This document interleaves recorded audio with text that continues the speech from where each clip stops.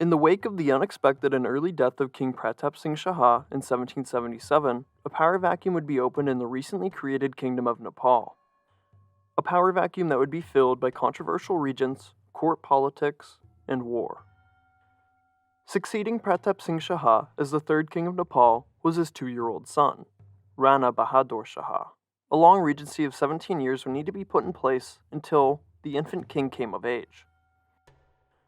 The first regent of the young Rana Bahadur Shaha was his mother, a woman named Rajendra Laxmi. Rajendra was a princess from the kingdom of Palpa and had married Pratap Singh Shaha when they were both in their teenage years, securing an alliance between Nepal and Palpa.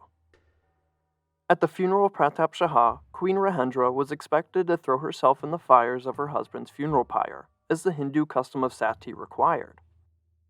She, however, did nothing of the sort, and instead started acting as the queen regent for her son. Not following through with sati was enough to gain Rajendra enemies.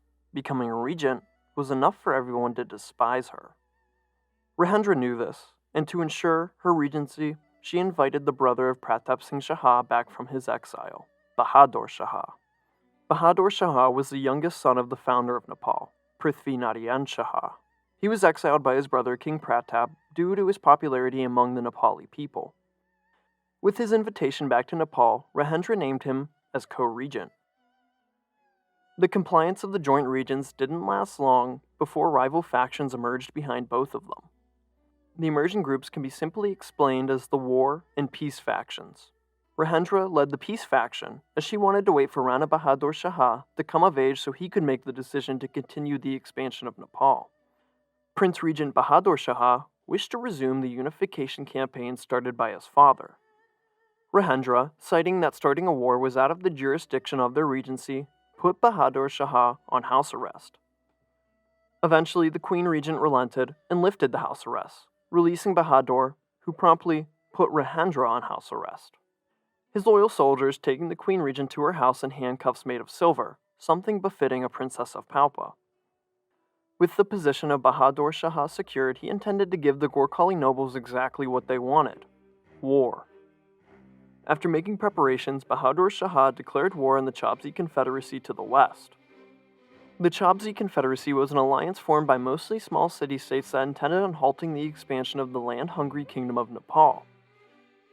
In 1779, the Prince Regent began his invasion at the head of an army.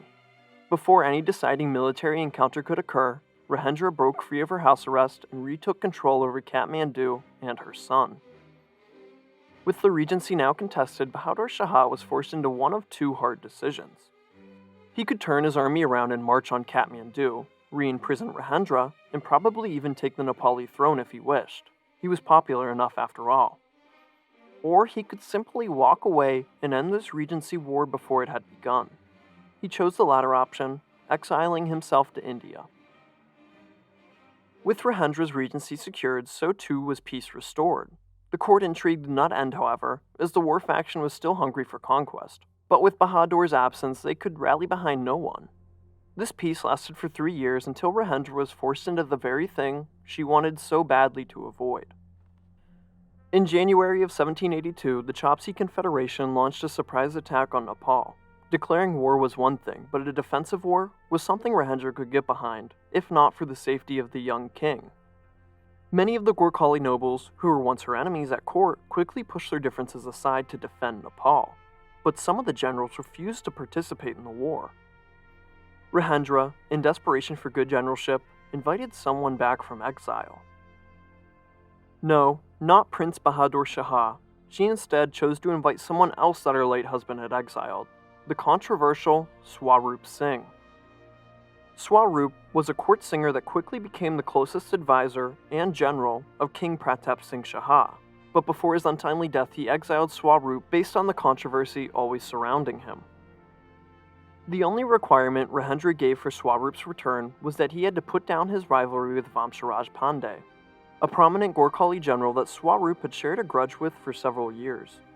The two men eventually put their differences aside for the mutual defense of Nepal. Swarup, Vamsharaj, and other Nepali generals proceeded in crushing the Chhabsi Confederacy in under a year. Seeking to put an end to their coalition, Rajendra annexes around half of the Chhabsi kingdoms into Nepal.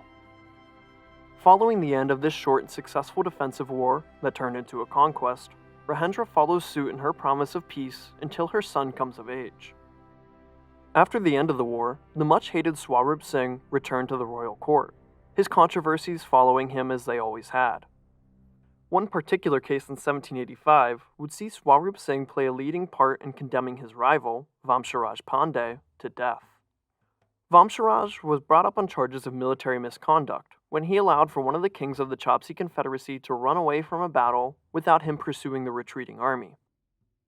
Swarup gave a long and fiery testimony which secured the execution of his rival. Shortly after the execution, Queen Regent Rajendra became ill with the same disease that had killed her husband, the scarlet fever of tuberculosis. The disease also took her life soon after she contracted it, dying in 1785, while her orphaned son was only 10. A regent would still be needed for the king for another 9 years. Queen Rajendra is often misremembered as something of a villain in the story of the unification of Nepal, as she halted the endless wars of the Gorkha. Her position on peace was something Nepal hadn't enjoyed for decades, and allowed for the newly created kingdom to stabilize. She still did ultimately contribute to the unification by annexing a series of Chapsi kingdoms in a defensive war. If Rajendra should be remembered in any way, then it should be in good contrast to the warmongering nobles at the Nepali court,